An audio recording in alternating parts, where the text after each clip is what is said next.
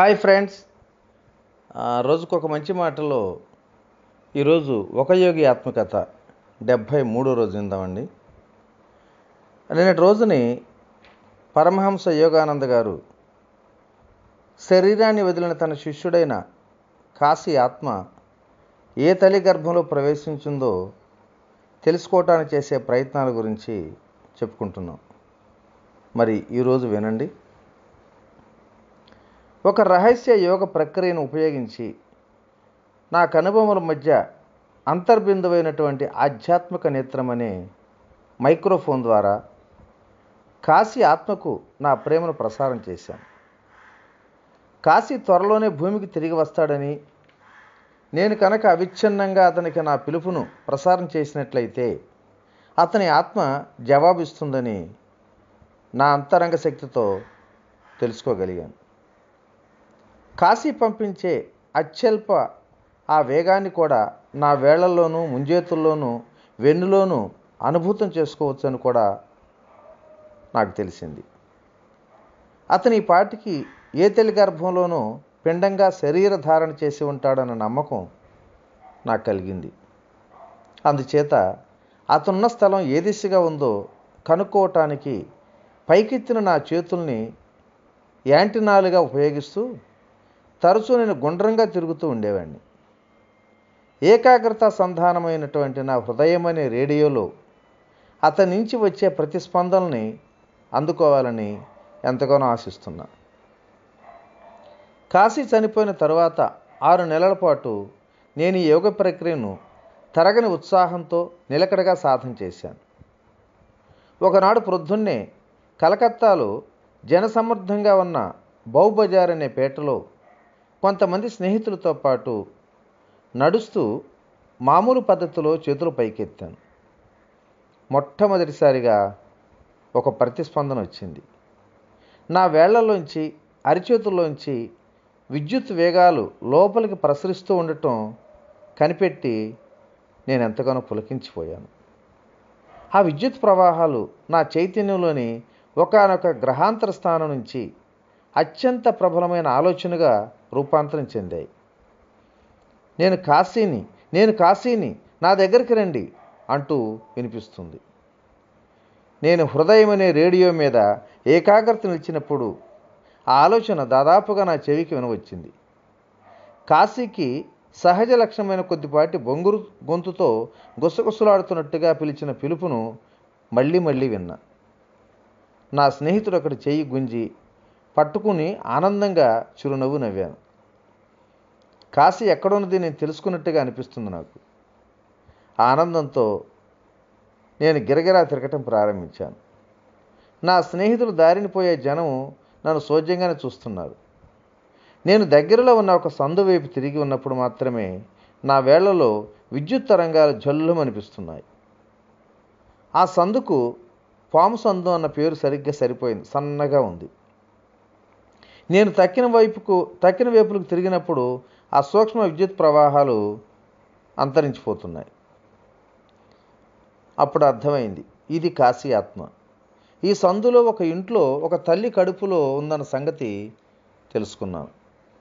నేను నా స్నేహితులు సర్పెంటైన్ లేన్లో నడిచాం. అంటే పాము సందులు అంటే సందులోకి నడిచాం. పైకెత్తి ఉన్న నా చేతుల్లో స్పందనలు బలమై వెనకటి కన్నా స్పష్టంగా తెలుస్తున్నాయి. ఏదో అయస్కాంత శక్తి పనిచేసి నన్ను రోడ్డుకి కుడిపక్కకు లాగేసింది. ఒక ఇంటి గుమ్మం దగ్గరికి వెళ్ళేసరికి నా కాళ్ళు స్తంభించిపోవటం చూసి ఆశ్చర్యపోయాను. ఊపిరి కూడా బిగబట్టేసి గాఢమైన ఉద్రేకంతో తలుపు తట్టాను. ఒక పని మనిషి వచ్చి తలుపు తీసింది. అయ్యగారు ఇంట్లోనే ఉన్నారని చెప్పింది. ఆయన 2వ అంతస్తు నుంచి మెట్లు దిగి వస్తూ ఏమిటి సంగతి అన్నట్టు నా వైపు చిరునవ్వు నవ్వారు. నేను అడగదలుచుకున్న ప్రశ్న ఎలా ఉండాలో మనసులో ఇంకా నేను అనుకోనేలా. ఏమండి, మీరు మీ భార్య సంతానం కలుగుతుందని సుమారు 6 నెలల నుంచి ఎదురు చూస్తున్నారా? దయచేసి వివరంగా చెప్పండి. అవునండి, నిజమే. నేను సాంప్రదాయకమైన కాషాయ వస్త్రాలు ధరించిన సన్యాసిని గమనించిన ఆయన చాలా మర్యాదగా అయితే మా సంగతులు మీకు ఎలా తెలిసాయో దయచేసి చెప్తారా అని అడిగాడు. కాశీని గురించి నేను ఇచ్చిన వాగ్దానం గురించి చెప్పిన మీదట ఆయన విని ఎంతో ఆశ్చర్యచకితుడై నా మాటలు పరిపూర్ణంగా నమ్మాడు కూడా. పసిమి ఛాయ గల అబ్బాయి పుడతాడండి మీకు అని చెప్పాను. అతని ముఖం ఆనందంగా ఎంత వెడల్పుగా ఉంటుంది. నుదుటిపైన ఒక సుడి ఉంటుంది. అతని ప్రవృత్తి ఆధ్యాత్మిక వైపే మొగ్గి ఉంటుంది అని చెప్పాను. పుట్టబోయే బిడ్డకు కాశీ పోలికలు ఉంటాయని నాకు నిశ్చయంగా అనిపించింది. తర్వాత పసివాడిని చుట్టానికి వెళ్ళాను. అతనికి కాశీ అన్న పాత పేరే పెట్టారు ఆ తల్లిదండ్రులు. ఆ పసితనంలో కూడా అతనిలో నా రాంచీ ప్రియశిష్యుడి పోలికలు బాగా కొట్టొచ్చినట్టు కనిపిస్తున్నాయి. పిల్లవాడు నన్ను చూస్తూనే ఆప్యాయతగా చిరునవ్వు నవ్వాడు. గతంలోని ఆకర్షణ ఇప్పుడు రెండింతలుగా పెళ్ళుబుకింది. చాలా ఏళ్ళ తర్వాత కిశోరావస్థలో ఉన్న పిల్లవాడు నేను అమెరికాలో ఉన్నప్పుడు నాకు ఒక ఉత్తరం కూడా రాశాడు. సన్యాస మార్గంలో సాగాలని తాను గాఢంగా అభిలషిస్తున్నట్టు వివరించాడు. నేను అతన్ని హిమాలయాల్లో ఒక గురువు దగ్గరికి పంపించాను. పునర్జన్మ ఎత్తిన కాశీని శిష్యుడిగా స్వీకరించారు ఆయన. ఇక్కడ ఒక సత్యాన్ని మనం తెలుసుకోవాలి. చాలామంది మానవులు భౌతికంగా మరణించిన తర్వాత సూక్ష్మలోకంలో సుమారుగా 500 నుంచి 1000 సంవత్సరాల వరకు కూడా ఉంటుంటారు. కానీ జన్మకు మధ్య ఇంత వ్యవధి ఉండాలని నిత్యమైనటువంటి నియమం ఏదీ లేదు.